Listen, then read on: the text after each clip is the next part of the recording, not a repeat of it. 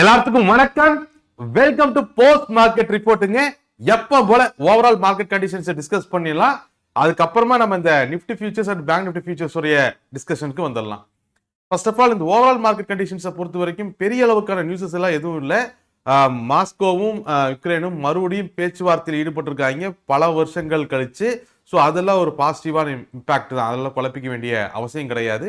மற்றபடி ட்ரம்ப் சைட்லேருந்தும் எந்த ஒரு பெரிய நியூஸும் வரல. ஆக்சுவலாக யூஎஸை பொறுத்த வரைக்கும் இப்போதைக்கு அந்த எப்ஸ்டீன் ஃபைல்ஸ் தான் டாக் ஆஃப் தி டவுனாக இருக்குது. இதை டைவர்ட் பண்ணுறதுக்காக நம்மளால் புதுசாக ஏதாச்சும் பேசினாலும் பேசுவார். பட் இன்னத்த தேதி வரைக்கும் புது குண்டு எதுவும் போடலை. பட் அதே நேரத்தில் இந்தியா கூட இருக்கக்கூடிய அந்த யூஎஸ்டியில் பற்றின விளக்கமும் இன்னும் சரியாக கிடைக்கல. முக்கியமாக இப்போ எல்லாத்தோட கேள்வியும் இந்த அக்ரிகல்ச்சர் ப்ராடக்ட்டுக்கு என்ன பண்ணியிருக்கீங்க, அது அமெரிக்கா இங்கே இம்போர்ட் பண்ண போறானா இல்லை தடுத்துட்டீங்களா, இந்த மாதிரி நிறைய கிளாரிட்டிகள் நிறைய கொஸ்டின்ஸ் தான் மாற்றி மாற்றி ஒவ்வொருத்தரும் கேட்டுக்கிட்டு இருக்கோம். இன்னும் கம்ப்ளீட் டீலோடைய டிராஃப்ட் வந்தால் தான் இந்த யூஎஸ் இந்தியா டீலில் உண்மையாலுமே பெனிஃபிட் இருக்கா இல்லை வெறுமனே இந்த 18% அப்படிங்கிறது ஒரு கவர்ச்சி, இந்த ஆடி தள்ளுபடி மாதிரி 20% தள்ளுபடி அந்த மாதிரியான விஷயமா அப்படிங்கிறது நம்மளுக்கு தெரியும். ஸோ டிராஃப்ட் வந்ததுக்கப்புறம் அது டீட்டெயிலாக பேசலாம். பட் மீன் வயல் புட்டின் வந்து இடையில நேற்று பூந்து என்பது இந்தியாவில் எங்கிட்டலாம் அப்படிலாம் ஒன்றும் சொல்லலை. அஃபிஷியலாக வந்து எண்ணெய் நிறுத்துறோம் அப்படிங்கிறதெல்லாம் அவங்க பேச்சே கிடையாது அப்படிங்கிற மாதிரி ஒரு ஸ்டேட்மெண்ட்டை கொடுத்துட்டாரு. இதனால மறுபடியும் யூஎஸ் இந்தியா டீலில் ஏதாச்சும் பிரச்சனை வருமா அப்படிங்கிற பயமும் எடுத்துக்கிட்டு இருக்கு. ஸோ இதெல்லாம் தான் இப்போ இருக்கக்கூடிய ஸ்டேட்டஸ் இந்த யூஎஸ் இந்தியா டீலை பொறுத்த வரைக்குமே. ஓகே, ஸோ யூஎஸ் இந்தியா டீலை பொறுத்த வரைக்கும் அது இப்போதைக்கு பாசிட்டிவ் நியூஸ் தான், ஒரு ரிலீஃப் ரேலி தான். பட் வந்து கம்ப்ளீட் டிராஃப்ட் வந்ததுக்கு அப்புறம் தான் அந்த ரிலீஃபுக்கு நம்ம நிம்மதியாக உட்கார முடியுமா இல்லை மறுபடியும் ஒரி பண்ணிக்கணுமா அப்படிங்கிற தெளிவு கிடைக்கும். அதை நம்ம பார்த்துக்கலாம். இப்போதைக்கு டாக் ஆஃப் தி டவுன் அது இல்லை. டாக் ஆஃப் தி டவுன் வந்து அந்த ஆந்த்ரோபிக் அந்த கம்பெனி தான். ஐடி போட்டு மாங்குன்னு அடிச்சுக்கிட்டு இருப்பாங்க, நிறைய பேர் பார்த்துருப்பீங்க. ஐடி இண்டஸ்ட்ரி விழுகிறது அப்படிங்கிறதுக்கு வந்து முக்கியமாக 3 காரணம். இதில் வந்து சின்ன காரணங்கள் அப்படின்னு எடுத்துட்டோம் அப்படின்னு சொன்னோம்னா, ஆக்சுவலாக டாலர் எகென்ஸ்டான இந்திய ரூபாய் வந்து 91 ரூபா 91 ரூபா 98 பைசா எல்லாம் அந்த ரேஞ்சுக்கு போகும்பொழுது அது ஐடி இண்டஸ்ட்ரிக்கு மிகப்பெரிய பெனிஃபிட்டாக இருந்துச்சு. ஸோ அந்த டைமில் ஐடி இண்டஸ்ட்ரி ஏறினது பார்த்தோம். நம்ம டாலர் எப்போல்லாம் ஸ்ட்ராங் ஆகுதோ, இந்திய ரூபாய் எகென்ஸ்டாக டாலர் எப்போல்லாம் ஸ்ட்ராங் ஆகுதோ அப்போ ஆட்டோமேட்டிக்காக ஐடி கம்பெனியோட ரெவன்யூ இன்க்ரீஸ் ஆகும். ஸோ டாலர் வந்து ரூபாய்க்கு எகென்ஸ்டாக நல்லா பர்ஃபார்ம் பண்ணும்போது ஐடி கம்பெனி ஏறது சகஜம் தான். ஸோ அதுவுமே after this US India deal நடக்கும்னு கன்ஃபார்ம் ஆனதுக்கப்புறம் டாலருக்கு எகென்ஸ்டாக இந்திய ரூபாய் ரொம்ப ஸ்ட்ரென்த்தாக மூவ் பண்ணுச்சு. 90 ரூபா 50 பைசா ரேஞ்சுகளில், ஈவன் நேற்றுலாம் 90 ரூபா 20 பைசா ரேஞ்சுகளுக்கு வந்துச்சு. இது ஒரு மிகப்பெரிய ஸ்ட்ரென்த் அண்ட் மூவ். டாலருக்கு எகென்ஸ்டாக ரொம்ப கிட்டத்தட்ட ₹1 மேலே நல்லா பர்ஃபார்ம் பண்ணியிருந்துச்சு. ஸோ அதனால ஐடி கம்பெனிகள் ஆப்வியஸ்லி இறங்கும். ஸோ இது ஒரு சின்ன ரீசன் தான். பட் ஐடி கம்பெனி இறங்குறதுக்கான முக்கியமான பிக்சர் அப்படிங்கிறது இது இல்லை. ரெண்டாவது வந்து ட்ரம்ப்போடைய யூஎஸ் டீல். புட்டின் வந்து நேற்று இந்தியா வந்து இந்த மாதிரி ஆயில் வாங்குறது நிறுத்த போறது இல்லை அப்படிங்கிற ஸ்டேஜில் ஒரு ஸ்டேட்மெண்ட் கொடுத்த உடனே அந்த டீல் மேலேயும் ஒரு ஒரி வந்துச்சு. ஸோ இது ரெண்டுமே ஐடி இண்டஸ்ட்ரி இறங்குறதுக்கான முக்கியமான காரணம் நம்ம நினைச்சோம்னா, ஓகே, இது ஒன் ஆஃப் தி ரீசன். அவ்வளோதான். மெயின் ரீசன் வந்து இந்த ஆந்த்ரோபிரியாவும் இந்த கிளாடு ஏஐ தான். ஓகே, அந்த ப்ரொனன்சியேஷன் கரெக்டாக வரல, American English. So glad AI அதுக்கு பேர். கான்செப்ட் அண்டர்ஸ்டாண்ட் பண்ணிக்குவீங்கன்னு நினைக்கிறேன். இந்த கிளாடு ஏஐ அப்படிங்கிறது வந்து ஆந்த்ரோபிக் அப்படின்னு சொல்லிட்டு ஒரு கம்பெனியால் தயாரிக்கப்பட்ட ஒரு ஏஐ. அதே ஆல்ரெடி ஏகப்பட்ட ஏஐ இருக்கு. இது ஜெமினி இருக்கு, சாட் ஜிபிடி இருக்கு, டீப் சீக் இருக்கு. இந்த மாதிரி நம்ம நிறைய ஏஐக்களை அடிக்கிட்டே போகலாம். பட் இந்த கிளாடு ஏஐனால இன்னைக்கு ஐடி இண்டஸ்ட்ரி உழுந்துச்சா என்ன, இன்னைக்கு தான் இந்த ஏஐ வந்துச்சானா அப்படி இல்லை. இந்த ஆக்சுவலாக இந்த கிளாடு ஏஐங்கிறது வந்து இந்த ஆந்த்ரோபிக் கம்பெனி வந்து ஆல்ரெடி ஜனவரி ஸ்டார்டிங்லேயே ரிலீஸ் பண்ணிட்டாங்க. ஓகே, ஜனவரி ஸ்டார்டிங்லேயே ரிலீஸ் பண்ணிட்டாங்க. அதுலலாம் பிரச்சனை கிடையாது. இது வந்து ஒரு சொல்யூஷன். இந்த கிளாட் ஏஐ அப்படிங்கிறது வந்து ஒரு பெட்டராக பர்ஃபார்ம் முடியும். ஆக்சுவலாக இந்த கம்பெனியோடைய ஆரிஜின் இங்கே இருந்ததுன்னா ஓப்பன் ஏஐயோட ஒன் ஆஃப் தி ரிசர்ச் ஆரம்பிச்சது தான் இந்த கிளாட் ஏஐ அப்படிங்கிறது. ஆந்த்ரோபிக் அப்படிங்கிற கம்பெனி மூலியமா இந்த கிளாட் ஏஐ பொறுத்த வரைக்கும் சொல்யூஷன் ஓரியன்ட் ஏஐ. ஓகே, ஒரு சொல்யூஷன் ஓரியன்ட் ஏஐ ஜனவரி மாதம் இது ரிலீஸ் ஆயிடுச்சு. அதுலலாம் எந்த ஒரு பிரச்சனையும் கிடையாது. ஆனால் இன்னைக்குன்னா நேற்று யூஎஸ் டைம் படி நேற்று நம்ம மார்க்கெட் இன்னைக்கு ஓப்பன் ஆகுது இல்லையா. ஸோ இன்னைக்கு பொறுத்த வரைக்கும் இதில் ஒரு பிளக்இன் வந்து ரிலீஸ் ஆச்சு. ஓகே, பிளக்இன் வந்து ரிலீஸ் ஆச்சு. இப்போது ரொம்ப சிம்பிள் சினாரியோ எடுத்துக்கோங்க. இந்த கிளாட் ஏஐ என்ன பண்ணுதுன்னா, என்ன பிரச்சனைனாலும் ஒரு சொல்யூஷன் கொடுக்குது. ஓகே, என்ன பிரச்சனைனாலும் ஒரு சொல்யூஷன் கொடுக்குது. இது கொடுக்கக்கூடிய சொல்யூஷனை இம்ப்ளிமெண்ட் பண்ணுறதுக்கு இடையில ஒரு மனுஷன் தேவை, ஒரு ஹியூமன் தேவை, ரைட்? இப்போ நம்ம என்ன பண்ணுறோம், நம்மளுக்கு ஒரு பிரச்சனை வந்துச்சுன்னா நம்ம சாட் ஜிபிடியில் போட்டு அடிக்கிறோம். ஓகே, சாட் ஜிபிடி எனக்கு ஒரு ஆர்டிக்கிள் எழுதி கொடு, இந்த மாதிரி ட்ரம்ப்பு, அதே மாதிரி இந்த எப்ஸ்டீன் ஃபைலு, அதுக்கப்புறம் இந்தியா யூஎஸ் டீலு, இது எல்லாத்தையும் கனெக்ட் பண்ணி ஒரு ஆர்டிக்கிள் எழுதி கொடுன்னு நம்ம இதுகிட்ட கேட்டோம்னு வச்சுக்கோங்களேன், சாட் ஜிபிடி கேட்டோம்னா அது ஒரு ஆர்டிக்கிள் எழுதி கொடுக்கும். அந்த ஆர்டிக்கிளை காப்பி பண்ணி நம்மளுக்கு யூஸ் பண்ணிக்கலாம். இல்லை ஒரு கோடிங் எழுதி கொடு, ஓகே எனக்கு இப்படி ஒரு சாஃப்ட்வேர் தயாரிக்கணும், ஒரு கோடிங் எழுதி கொடு அப்படின்னு சாட் ஜிபிடி கிட்ட சொன்னோம்னா அது கோடிங் தரும். அந்த கோடிங்கை காப்பி பண்ணி நம்ம யூஸ் பண்ணிக்கலாம். இதெல்லாம் நம்ம ரெகுலராக இப்போ வரைக்கும் அதான் பண்ணிக்கிட்டு இருக்கோம், சாட் ஜிபிடியில் ஆகட்டும், டீப்சீக்கில் ஆகட்டும்.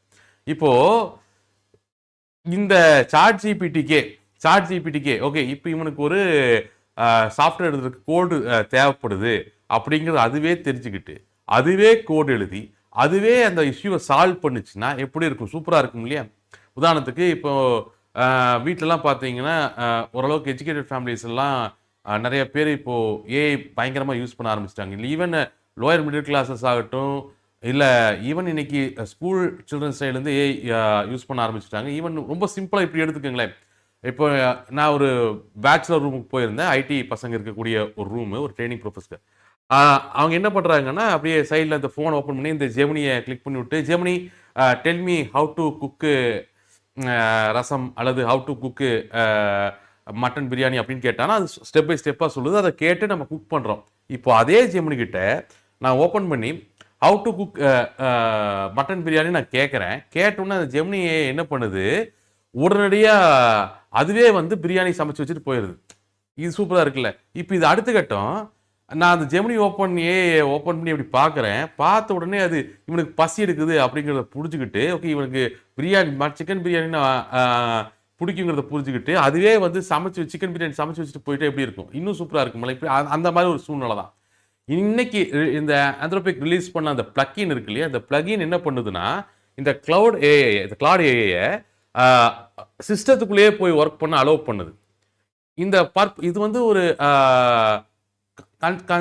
சொல்யூஷன் ஓரியன்ட் ஏஐ இது. ஓகே, இப்போ இது வந்து நீங்கள் ஒரு லீகல் எக்ஸ்பர்ட்டாக பயன்படுத்தலாம், ஒரு சிஆர்எம்ல பயன்படுத்தலாம், எல்லா இடங்கள்லையும் நம்ம பயன்படுத்தலாம் இது. ஓகே, இப்போ இது என்ன பண்ணுறது, இத்தனை நாள் எப்படி இருந்துச்சுன்னா இது இங்கிட்டு இருந்துச்சு, ரியல் சிஸ்டம் இங்கே இருந்துச்சு. ஓகே, இத்தனை நாள் இது இங்கே இருந்துச்சு, ரியல் சிஸ்டம் இங்கே இருந்துச்சு, சொல்யூஷன் இங்கே கேட்டு அதை இங்கே கொண்டு போய் சேர்க்கறதுக்கு இடையில ஒரு மனுஷன் தேவைப்பட்டான், ஒரு ஹியூமன் தேவைப்பட்டான். இப்போ வந்திருக்கக்கூடிய பிளக்கினால் என்ன ஆகும்னா இது ரெண்டையும் உள்ளே அனுப்பிச்சிரு. இப்போ இதுவே என்ன பண்ணுன்னா இதுவே டைரெக்டாக சிஸ்டத்தை ஆக்சஸ் பண்ணி, ஓகே இதுவே டைரெக்டாக சிஸ்டத்தில் ஆக்சஸ் பண்ணி இதுவே சொல்யூஷனை கிரியேட் பண்ணி இதுவே சொல்யூஷன் இம்ப்ளிமெண்ட் பண்ணி இதுவே பிரச்சனையை முடிச்சு விட்டுரும்.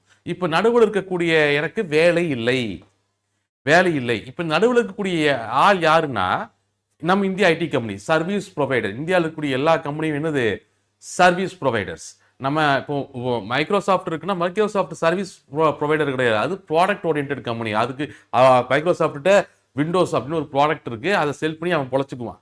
நம்ம இந்தியன் ஐடி கம்பெனிஸை பொறுத்த வரைக்கும் எல்லா கம்பெனிகளுமே ஐடி கம்பெனிகள் எல்லாமே சர்வீஸ் ஓரியன்ட் கம்பெனி. ஓகே, நம்ம என்ன பண்ணுறோம், ஒரு ஹியூமன் உடல் இடையில உட்காந்து ஓகே இது பிரச்சனை இதுதான் அப்படிங்கிறத அனலைஸ் பண்ணி அதை நம்ம படித்தோ இல்லை நம்ம ஏதாச்சும் ஒன்று இப்போ முதல்ல படித்து இவனே கோடிங் எடுத்துக்கிட்டு தான் இப்போ பிரச்சனைங்கிறது அனலைஸ் பண்ணி ஏதாவது ஒரு சாட் ஜிபிடி ஏதாவது ஒன்று கிட்ட கேட்டு அந்த கோடிங் எல்லாம் காப்பி பண்ணி பிரச்சனை சால்வ் பண்ணிட்டு இருந்தா. இப்போ இடையில ஒரு ஹியூமன் இன்டர்ஃபேஸ் தேவைப்பட்டுக்கிட்டே இருந்துச்சு. இந்த ஹியூமன் இன்டர்ஃபேஸை யார் ப்ரொவைட் பண்ணிட்டு இருந்தா? சர்வீஸ் ப்ரொவைடர் கம்பெனி ப்ரொவைட் பண்ணிட்டு இருந்தாங்க. அதுதான் நம்ம இந்தியாவில் இருக்கக்கூடிய இன்ஃபோசிஸ், விப்ரோல ஆரம்பிச்சு எல்லா கம்பெனியுமே சர்வீஸ் ப்ரொவைடர் கம்பெனி. இப்போ இந்த பிளக்கின் மூலியமா என்ன ஆகும்னா இவன் தேவைப்பட மாட்டான். இந்திய ஐடி சர்வீஸ் கம்பெனிகளுடைய தேவை இப்போ எல்லா கம்பெனியும் என்ன ஆயிரும்னா India service company, IT service கம்பெனிகளுக்கு ஹவர்லி சம்பளம் கொடுத்து இவங்களை அப்பாயின்ட் பண்றதுக்கு ஒரேடியா இந்த பிளக்கின் இந்த கிளாடையும் வாங்கி வச்சுட்டா இதுவே எல்லா வேலையும் பார்த்துருமல்ல அப்படிங்கிற ஒரு முடிவுக்கு வந்துடுவான். ஓகே, கிட்டத்தட்ட இன்னைக்கு நேற்று தான் இந்த பிளக்கின் லான்ச் ஆயிருக்கு. ஸோ சக்ஸஸ்ஃபுல்லாக தான் இருக்குதுங்கிறாங்க. சப்போஸ் இது வளர்ற கட்டத்தில் இன்னுமே பெரிய லெவலில் இம்பேக்டை கிரியேட் பண்ணும். ஸோ அந்த பயம் தான் இங்கே. ஓகே, இதுதான் மெயினான பயம். ஐடி இண்டஸ்ட்ரி விழுகிறதுக்கான மெயினான ரீசன் அல்லது மெயினான பயம் இதுதான். Okay, so Indian IT companies பெரும்பாலும் சம்பாதிக்கிறது எப்படின்னா ஹவர்லி சார்ஜஸ் போடுவாங்க. ஓகே, ஒரு எம்ப்ளாயி சர்வீஸ் ப்ரொவைட் பண்ணுறதுக்கு ஒரு எம்ப்ளாயி அலோகேட் பண்ணுவாங்க, அவனுக்கு ஹவர்லி சார்ஜஸ் போடுவாங்க. இந்த மாதிரி இப்போ இந்த ஏஐ வந்ததுக்கப்புறம் இந்த ஏஐ இம்ப்ளிமெண்ட் பண்ண ஆரம்பிச்சாங்கன்னா இந்த அளவுக்கு சார்ஜஸ் போட முடியாது, நிறைய பேருக்கு வேலை இழப்பு ஏற்படும். இந்திய ஐடி கம்பெனிகளுக்கு ஒரு கட்டத்தில் வேலை இல்லாமல் போயிடும். ஏன்னா எந்த ஒரு இந்திய ஐடி கம்பெனிகிட்டையுமே ஒரு சாலிடான ப்ராடக்ட் இல்லை. ஓகே, ப்ராடக்ட் பேஸ்டு கம்பெனி இல்லை அப்படிங்கிறத அண்டர்ஸ்டாண்ட் பண்ணிக்கணும். இதான் சர்வீஸ் பேஸ்டு கம்பெனி. இப்போ இந்த சர்வீஸ் இது எல்லாத்தையுமே இந்த ஏஐ ஆட்டோமேட்டிக்காக, ஏன்னா அது இப்போ சிஸ்டத்துக்குள்ளே இம்ப்ளிமெண்ட் பண்ணிடலாம். ஏன்னா ஆட்டோமேட்டடாக ஒரு ஏஐ சிஸ்டத்துக்குள்ளேயே வந்து ஒர்க் பண்ணி கோடிங்கை பில்ட் பண்ணி இதுவே போயிடும் அப்படின்னு நினைச்சோம் அப்படின்னு சொன்னோம்னா, ஸோ ஆப்வியஸ்லி அது வந்து ஒரு ஐடி கம்பெனிகளுக்கு மிகப்பெரிய டிஸ்அட்வான்டேஜஸ். ஓகே, ஸோ இதுதான் இப்போ இருக்கக்கூடிய பிரச்சனை. இந்த பயம் ஆட்டோமேட்டிக்காக ட்ரிகர் ஆயிடுச்சு. ஆக்சுவலாக இந்த பயம் ட்ரிகர் ஆச்சு. அது போக புட்டினுடைய ஸ்டேட்மெண்ட்டு, டாலர் கைஸாக இந்திய ரூபாய் ரெக்கவ் ஆனதுன்னு எல்லாம் சேர்ந்து இன்னைக்கு ஐடி கம்பெனியை தூக்கி போட்டு முதிச்சு கீழே கொண்டு வந்து வச்சிருக்காங்க. எனக்கு இது பார்க்கும் பொழுதே சத்தியம் ஸ்கேம்லாம் ஞாபகம் வந்துருச்சு. ஓகே, ஸோ இதுதான் பிரச்சனை. ஓகே, இதுதான் பிரச்சனை. ஐடி கம்பெனிகளுடைய அதுவும் இந்தியாவோட ஐடி கம்பெனியோட சர்வீசஸ் வந்து பெரிய அளவில் ஃபியூச்சரில் பாதிக்கப்படும், ரெவன்யூ பாதிக்கப்படும் அப்படிங்கிறதுனால ஐடி கம்பெனிகள் விழுந்துட்டு இருக்கு. ஸோ ஓரளவுக்கு இந்த சினாரியை புரிஞ்சிருக்கும்னு நினைக்கிறேன். பட் என்ன நடந்தாலும் எப்பவும் போல மார்க்கெட்டை வேல்யூஸில் எட்ஜஸ் எடுத்து மூவ் பண்ணுங்க. தயவு செஞ்சு டிசிப்ளினாக மூவ் பண்ணுங்க. வேல்யூஸை நம்ம டிஸ்கஸ் பண்ணிடலாம். இன்னத்த மார்க்கெட்டை பொறுத்த வரைக்கும் ரொம்ப காம்ப்ளிகேட்டடான மூவ் இல்லை, ரொம்ப சிம்பிளான ஒரு மூவாக தான் இருந்துச்சு. மார்க்கெட்டோட ஓப்பன் 25,710, மந்த்லி சப்போர்ட் 25,728. ஆல்மோஸ்ட் மந்தோடைய அந்த புல் மார்க்கெட்டோட ஸ்டார்டிங் பாயிண்ட் கிட்ட தான் இன்னைக்கு மார்க்கெட் ஓப்பன் ஆச்சு. 25,728 ஓப்பன் ஆன உடனே மார்க்கெட் கிராஸ் பண்ணுச்சு. அந்த ஓப்பன் ஆன மார்க்கெட் நேரம் எங்க போச்சுன்னா நெகட்டிவ் ஓப்பனிங் ஆஃப் டே அந்த positive opening of day break பண்ணி, அதாவது பிரைமரி சப்போர்ட் அண்ட் பிரைமரி ரெசிஸ்டன்ஸை பிரேக் பண்ணி ஃபர்ஸ்ட் இன்ட்ராடே ரெசிஸ்டன்ஸ் ஆன 25,858 அச்சீவ் பண்ணிச்சு. ஃபர்ஸ்ட் இன்ட்ராடே ரெசிஸ்டன்ஸ் 25,858 தான் பிஎஸ் மார்க்கெட் டிஃபெண்ட் பண்ணாங்க. அப்படி டிஃபெண்ட் பண்ண மார்க்கெட் எக்ஸாக்டா எங்க கீழே எது வரைக்கும் கீழே ஃபால் ஆச்சுன்னா இந்த பிரைமரி சப்போர்ட்டான 25,762 வரைக்கும் கீழே ஃபால் ஆச்சு. அங்கிருந்து பவுன்ஸ் பேக் பண்ண மார்க்கெட்டை ட்ரை பண்ணாங்க. அப்படி பவுன்ஸ் பேக் பண்ண எல்லா மூவியுமே எக்ஸாக்டா அந்த பிரைமரி ரெசிஸ்டன்ஸ் 25,832லயே தொடர்ந்து பிஎஸ் டிஃபெண்ட் பண்ணிட்டு இருந்தது நம்ம பார்க்கலாம். ஃபர்ஸ்ட் ஹாஃப் ஃபுல்லா அதான் இருந்துச்சு. ஃபர்ஸ்ட் ஹாஃப் ஃபுல்லா மார்க்கெட்டோட மேக்ஸிமம் டைம் எங்க ஸ்பெண்ட் பண்ணாங்கன்னா மார்க்கெட்டோடைய 25,832 அப்படின்னு சொல்லக்கூடிய அந்த பிரைமரி ரெசிஸ்டன்ஸை பீட் பண்றதுக்கு புல்ஸ் முயற்சி பண்ணாங்க. அதைய point to point bears defend பண்ணிட்டு இருந்தாங்க. பாயிண்ட் டு பாயிண்ட் நீங்க அந்த கேண்ட்ல ஜூம் பண்ணி பாத்தீங்கன்னாலே தெரியும். ஒவ்வொரு கேண்ட்லயுமே அந்த 25,838 ரீச் ஆனாவே பிஎஸ் டிஃபெண்ட் பண்ணிட்டு இருந்தாங்க. அதே மாதிரி கீழேயுமே 25,762 புல்ஸ் டிஃபெண்ட் பண்ணாங்க. அப்போ ஒரு கட்டத்துல செகண்ட் ஹாஃப்ல 1 மணிக்கு மேலதான் 25,832 சொல்லக்கூடிய அந்த பாசிட்டிவ் ஓப்பனிங் ஆஃப் டே அல்லது பிரைமரி ரெசிஸ்டன்ஸ் பிரேக் ஆச்சு. அதுக்கப்புறம் மார்க்கெட் அதோடைய ஃபர்ஸ்ட் இன்ட்ராடே ரெசிஸ்டன்ஸான 25,858 அச்சீவ் பண்ணிச்சு. அங்க டிஃபெண்ட் பண்ண ட்ரை பண்ணாங்க. அதை பிரேக் பண்ண உடனே ஆல்மோஸ்ட் செகண்ட் இன்ட்ராடே ரெசிஸ்டன்ஸான 25,928 நோக்கி போக ஆரம்பிச்சிருச்சு. பட் 900 ஆல்ரெடி கால்வாய் அதிகமாக இருந்துச்சு. 910 கிட்ட போகும்போது பிஎஸ் டிஃபெண்ட் பண்ணி மறுபடியும் கீழே வந்த மார்க்கெட்டை எக்ஸாக்டா அந்த first intraday resistance 25,000 positive opening primary resistance 25,832 கிட்டே சண்டை போட்டு ஆல்மோஸ்ட் 25,830லயே மார்க்கெட்டை க்ளோஸ் பண்ணியிருக்காங்க. இதுதான் இந்த மார்க்கெட்டோடைய மூவ். ஓகே, மார்க்கெட்டோடைய மூவை பொறுத்த வரைக்கும் இது பெரிய காம்ப்ளிகேட்டட் இருக்காதுன்னு நினைக்கிறேன். ஸோ மார்க்கெட்டோடைய க்ளோஸை பொறுத்த வரைக்கும் மேத்தமேட்டிக்கலா பெரிய சேஞ்சஸ் எல்லாம் ஒன்றும் கிடையாது. மார்க்கெட் நேத்து எங்க க்ளோசஸ் வச்சிருந்தாங்களோ மேத்தமேட்டிக்கலா இப்பவும் அதே இடத்துல தான் க்ளோஸ் இருக்கு. அதனால வேல்யூல எந்த விதமான சேஞ்சஸும் கிடையாது. இந்த க்ளோஸ் அப்படிங்கிறது ஒரு ஃபிளாட் டு பாசிட்டிவ் க்ளோஸ் தான். இந்த க்ளோஸை பொறுத்த வரைக்குமே நாளத்த மார்க்கெட்டோடைய பிரைமரி ரெசிஸ்டன்ஸ் வந்து அதே 25,832 தான். அதுக்கு மேல பொசிஷனல் ஹெடல் 25,982. அதுக்கு மேல அடுத்த மந்த்லி ரெசிஸ்டன்ஸ் 25,182. நாளத்த மார்க்கெட்டோட இன்ட்ராடே ரெசிஸ்டன்ஸ் வந்து 25,928 அண்ட் 25,858. கீழே பிரைமரி சப்போர்ட் 25,762. அதுக்கு கீழே மந்த்லி சப்போர்ட் வந்து 25,728 இருக்கு. அதுக்கு கீழே அடுத்த மந்த்லி சப்போர்ட் 25,688 பொசிஷனல் ஹெடல் 25,472 இருக்கு. இன்ட்ராடே சப்போர்ட்ஸை பொறுத்த வரைக்கும் 25,632 25,562 இருக்கு. ஸோ இது வந்து நிஃப்டி ஃபியூச்சர்ஸினுடைய வேல்யூஸ். ஓப்பன் இன்ட்ரெஸ்டையும் ஒரு பார்த்துடலாம். நம்ம ஓப்பன் இன்ட்ரெஸ்ட்டை பொறுத்த வரைக்குமே இன்னைக்கு ஆக்சுவலா புல்ஸை பொறுத்த வரைக்கும் ஓரளவுக்கு டிஃபென்ஸ் பொசிஷனை ஸ்ட்ராங் பண்ணியிருந்தாங்க. அதே நேரத்தில் அட்டாக்கிங் பொசிஷன்ஸையும் சில இடங்களில் அவங்க இன்க்ரீஸ் பண்ணியிருந்தாங்க. உதாரணத்துக்கு அவங்களோட டிஃபென்ஸ் வந்து நீங்க பாத்தீங்கன்னா தெரியும், க்ளோஸா வாட்ச் பண்ணீங்கன்னா ஆல்மோஸ்ட் 700, 800, 750, 800 ரேஞ்சுகள்ல, அதாவது அந்த மந்த்லி சப்போர்ட் இருக்கு இல்லையா 25,728 அந்த மந்த்லி சப்போர்ட் ரேஞ்ச் வரைக்குமே ஸ்ட்ராங்கான ஒரு டிஃபென்ஸ் கிரியேட் பண்ணிட்டாங்க. ஸ்ட்ராங்கான ஒரு டிஃபென்ஸ் கிரியேட் பண்ணியிருக்காங்க. அதுக்கு மேல அட்டாக்கிங் பொசிஷன்ஸ் பெரிய அளவு இன்க்ரீஸ் பண்ணினாலும் அவங்க குறைக்கவெல்லாம் இல்லை. இந்த அட்டாக்கிங் பொசிஷன்ஸை பொறுத்த வரைக்கும் அவங்க எது வரைக்கும் ஓரளவுக்கு இன்க்ரீஸ் பண்ணியிருக்காங்கன்னா 25,950 வரைக்கும் இன்க்ரீஸ் பண்ணியிருக்காங்க. 25,988 அப்படிங்கிறது பொசிஷனல் ஹர்டில். ஸோ அதை மையப்படுத்தி அது வரைக்கும் இன்க்ரீஸ் பண்ணியிருக்காங்க. அதுக்கு கீழே சுத்தமாக ஒன்றும் கிடையாது. அதுக்கு கீழே வெறும் 0.0 தான். அதுக்கு கீழே ஒரு பொசிஷன் கிடையாது. பட் புல்ஸோட பொசிஷனிங் டிஃபென்ஸ் ஸ்ட்ராங்காக இருக்கு. அட்டாக்கிங் பொசிஷன்ஸை ஓரளவுக்கு கிராண்டமாக இன்க்ரீஸ் பண்ணியிருக்காங்க. பியர்ஸை பொறுத்த வரைக்கும் டிஃபென்ஸ் ரொம்ப ஸ்ட்ராங்காக இருக்கு. டிஃபென்ஸ் பொசிஷன் அவங்க கம்மி பண்ணல. அதே 25,750, அதாவது இது எது குறிக்குதுன்னா அந்த மந்த்லி சப்போர்ட் 25,728 குறிக்குது. அது வரைக்குமே அவங்களோட டிஃபென்ஸ் பொசிஷன் ஸ்ட்ராங்காக தான் மெயின்டைன் பண்ணுறாங்க. கம்மியெல்லாம் ஒன்றும் பண்ணல. அது வரைக்கும் கம்மி பண்ணல. அதுக்கு மேலே அட்டாக்கிங் பொசிஷன்ஸ் தான் பெருமளவில் கம்மி பண்ணியிருக்காங்க. பெரிய அளவில் அட்டாக்கிங் பொசிஷன்ஸ் இன்க்ரீஸ் எல்லாம் ஒன்றும் பண்ணல. பிஎஸ் டிஃபென்ஸ் பொசிஷன் ரெண்டு பக்கமே ஸ்ட்ராங்காக இருக்கு. பிஎஸ் அளவுக்கு டிஃபென்ஸ் அட்டாக்கிங் பொசிஷன்ஸ் கம்மி பண்ணியிருக்காங்க. புல்ஸ் அந்த அளவுக்கு அட்டாக்கிங் பொசிஷன்ஸை கம்மி பண்ணல. இதுதான் ஓப்பன் இன்ட்ரெஸ்டோடைய ஸ்டேட்டஸ். அதே மாதிரி பேங்க் நிஃப்டி கன்சால்டேஷன் ஜோன்ல தான் ஓப்பன் ஆச்சு. ரெண்டு சிங்குக்கு நடுவில் கன்சால்டேஷன் ஜோன்ல தான் ஓப்பன் ஆச்சு. ஓப்பன் ஆனோடனே புல்ஸ் மார்க்கெட்டை மேலே புஷ் பண்ணாங்க. மேலே புஷ் பண்ணி நெகட்டிவ் ஓப்பனிங் ஆஃப் டே, அப்புறம் பாசிட்டிவ் ஓப்பனிங் ஆஃப் டே. அதுக்கப்புறம் அந்த புல்ஸிங்கோட ஸ்டார்டிங் பாயிண்ட் 60,318 நேற்றுலேருந்து அங்கே தான் பஞ்சாயத்து பண்ணிட்டு இருந்தாங்க. இன்னைக்கு காலையிலேயே அது மேலே அதுக்கு மேலே புஷ் பண்ணிட்டாங்க. ஆல்மோஸ்ட் 9:30க்குள்ளேயே புஷ் பண்ணிட்டாங்க. ஆனால் அந்த 60,318க்கு கீழே மறுபடியும் கீழே கொண்டு வர்றதுக்கு பிஎஸ் தொடர்ந்து முயற்சி பண்ணிட்டு இருந்தாங்க. இவனுக்கு கடைசி வரைக்கும் அதை டிஃபெண்ட் பண்ணிட்டு இருந்ததே புல்ஸ் வேலையா போச்சு. 60,318க்கு மேலே மார்க்கெட்டை நிறுத்துறதுக்கு தான் இன்னைக்கு ஒட்டுமொத்த சண்டையுமே புல்ஸ் போட்டுக்கிட்டு இருந்தாங்க. ஆல்மோஸ்ட் ஃபர்ஸ்ட் ஹாஃப் வரைக்குமே 1 o'clock வரைக்குமே அந்த சண்டை தொடர்ந்து நீடிச்சுக்கிட்டு தான் இருந்துச்சு. 1 o'clock மேலே அந்த வேல்யூவை பிரேக் பண்ண முடியல. ஆஃப்டர் 1க்கு அப்புறம் தான் 60,318க்கு மேலே மார்க்கெட்டை புல் ஸ்டேபிளைஸ் பண்ணி அந்த புல்ஸிங்குள்ளே என்டர் ஆயிருக்காங்க. புல்ஸிங்குள்ளே தான் இருக்கும் நம்ம இப்போ. பட் க்ளோஸை பொறுத்த வரைக்குமே இது ரொம்பவே ஃப்ளாட்டான ஒரு க்ளோஸ், அது காம்ப்ளிகேட்டடான க்ளோஸும் கூட. ஓகே, இந்த க்ளோஸை பொறுத்த வரைக்கும் நாளத்த மார்க்கெட் அப்படின்னு எடுத்துட்டோம்னா நாளத்த மார்க்கெட்டோட பிரைமரி ரெசிஸ்டன்ஸ் அப்படிங்கிறது 60,432 இருக்கும். பிரைமரி சப்போர்ட் அப்படிங்கிறது 60,368 இருக்கும். பிரைமரி ரெசிஸ்டன்ஸ் கூட ஓகே. பிரைமரி சப்போர்ட் வந்து ஆல்மோஸ்ட் மந்த்லி சப்போர்ட்டான 60,318 கிட்ட இருக்கு. ஸோ அதை மட்டும் கேர்ஃபுல்லாக பார்க்கணும். So 60,362 primary support. அதுக்கு கீழே அடுத்த மந்த்லி சப்போர்ட் வந்து 60,318. அதுக்கு அடுத்த மந்த்லி சப்போர்ட் 59,768 அண்ட் 59,228. இதெல்லாம் அடுத்த monthly supports. And primary resistance 60,432. இதுக்கு மேலே இருக்கக்கூடிய மந்த்லி ரெசிஸ்டன்ஸ் 60,872, 61,132, 61,778. இதெல்லாம் அடுத்தடுத்த மந்த்லி ரெசிஸ்டன்ஸ். ஓப்பன் இன்ட்ரெஸ்ட்டை பொறுத்த வரைக்குமே பேங்க் நிஃப்டியோட ஓப்பன் இன்ட்ரெஸ்ட்டை புல்ஸை பொறுத்த வரைக்கும் ஓரளவுக்கு அட்டாக்கிங் அண்ட் டிஃபென்ஸ் பொசிஷன்ஸ்லாம் அவங்க கம்மி பண்ணல, இன்க்ரீஸ் பண்ணியிருக்காங்க. பட் பியர்ஸை பொறுத்த வரைக்கும் டிஃபென்ஸ் பொசிஷனை மட்டும் மெயின்டைன் பண்ணுறாங்க. அட்டாக்கிங் பொசிஷன்ஸை ஃபுல்லாக கவர் பண்ணிட்டாங்க. ரெண்டு முக்கியமான விஷயம், இங்கே நிஃப்டிலையும் புல் மார்க்கெட்டுக்குள்ளே தான் இருக்கும், நம்ம பேங்க் நிஃப்டிலையும் இன்னும் புல் மார்க்கெட்டுக்குள்ளே தான் இருக்கும். ஸோ பியர் சைடில் வந்து டிஃபென்ஸ் பொசிஷன் மட்டும் தான் மெயின்டைன் பண்ணிட்டு இருக்காங்க அப்படிங்கிறத நம்ம கவனிக்கணும். பட் இந்த ஓஏ ஸ்டேட்டஸ் எல்லாமே இன்னைக்கு இருக்கக்கூடிய ட்ரேடர்ஸோட மனநிலை தான் நாளைக்கு மாறும்.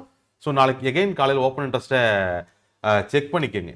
மார்க்கெட்டில் இந்த யூஎஸ் இந்தியா டீல் சைன் ஆக போகிறதுனால ஹர்டில் பிரச்சனையிலிருந்து நம்ம வெளியே வந்துட்டோமா அப்படின்னா இல்லை, இது ஒரு ரிலீஃப் தான். நான் நேற்று சொன்ன மாதிரி ஒரு பெரிய வாருக்கு நடுவில் ஒரு சீஸ் ஃபயர் அனௌன்ஸ் பண்ண எப்படி இருக்கும் அந்த மாதிரியான ஒரு சூழ்நிலை தான் இது. இன்னும் நிறைய கிளாரிட்டி இந்த யூஎஸ் இந்தியா டீலை பொறுத்து வேணும். அதுலேயும் முக்கியமாக இது புட்டினோட ஸ்டேட்மெண்ட்டுக்கு அப்புறம் உண்மையாலுமே நம்ம ரஷ்யாவிலேருந்து ஆயில் ஸ்டாப் பண்ணுறோமா அப்படிங்கிற கேள்வி இருக்குது. ரஷ்யாவில் ஆயில் ஸ்டாப் பண்ணிட்டு வெனிசுலாவிலேருந்து வாங்க போகிறோமா அப்படிங்கிறது இருக்குது. ட்ரம்ப் அதை உறுதியாக சொல்கிறாரு, புட்டின் மறுக்கிறாரு. ஸோ இந்தியாவோட ஸ்டாண்ட் என்னங்கிறது டிராஃப்ட் வந்ததுக்கு அப்புறம் தான் தெரியும். அக்ரிகல்ச்சர் ப்ராடக்ட்லேயும் அதே இஷ்யூ தான். பட் ஐடி இண்டஸ்ட்ரி தான் இப்போதைக்கு ஹீரோ. ஐடி இண்டஸ்ட்ரியை பொறுத்த வரைக்கும் ஆல்ரெடி மைக்ரோசாஃப்ட் ஒரு ரிசல்ட்டுக்கு அப்புறம் அந்த ஏஐ பபுள் பற்றின பிரச்சனை ஏற்பட்டு இப்போ அது ஒரு பக்கம் போட்டு அடிச்சுக்கிட்டு இருக்காங்க. மீன்வைல் வந்து இப்போ நடந்திருக்கக்கூடிய இந்த கிளாட் ஐயோடைய பிளக்கின் வந்து சர்வீஸ் இண்டஸ்ட்ரியோட ஐடி சர்வீஸ் இண்டஸ்ட்ரியோடைய பெருமளவு ரெவன்யூவை தடுக்கும் அப்படிங்கிறது தான் இப்போ இருக்கக்கூடிய பயம். இது தொடர்ந்து இந்த பயம் நீடிக்கிற பட்சத்தில் இந்த பிளக்கின் சக்ஸஸ்ஃபுல்லாக ஒர்க் ஆகிற பட்சத்தில் டெக்னாலஜி டெவலப்மெண்ட் வேறு பக்கம் போயிடும். அதே நேரத்தில் சர்வீஸ் இண்டஸ்ட்ரீஸ்க்கு பெரிய வாய்ப்புகள் இல்லாமல் போயிடும். அப்படி நடந்துச்சுன்னா இந்த பெங்களூர் நிலைமையெல்லாம் யோசிக்க வேண்டியத ஒரு சூழ்நிலை வர ஆரம்பிச்சிடும். ஸோ அந்த பயம்தான் இன்னைக்கு ஐடி இண்டஸ்ட்ரி இவ்வளோ தூரம் அடி வாங்குறதுக்கான ஒரு காரணம். இதில் எப்படி போகுது அப்படிங்கிறத பார்க்கலாம். இது டூ இயர்லி, ஏன்னா அந்த பிளக்இன் லான்ச் ஆனதே வந்து நேற்று தான். ஓகே, இன்னும் என்னென்ன மேனுவல் பிரச்சனைகள் வருது, இதனால் என்னென்ன சிக்கல் ஏற்படுது அப்படிங்கிறதுலாம் இருக்குது. பட் ஃபியர் அப்படிங்கிறது தொடர்ந்து இருந்துக்கிட்டு தான் இருக்கும். அதை பற்றி நம்ம டீட்டெயிலாக வரக்கூடிய இதோடைய அடுத்த கட்டம் என்ன இருக்குங்கிறத பார்க்கலாம். பட் நீங்கள் எப்பவும் போல் ஹெட்ஜஸ் எடுங்க, வேல்யூஸில் ட்ரேட் பண்ணுங்கள், டிசிப்ளினாக ட்ரேட் பண்ணுங்கள். மறுபடியும் நம்ம நாளத்தை போஸ்ட் மார்க்கெட் ரிப்போர்ட்டை டிஸ்கஸ் பண்ணலாம். Thank you very much.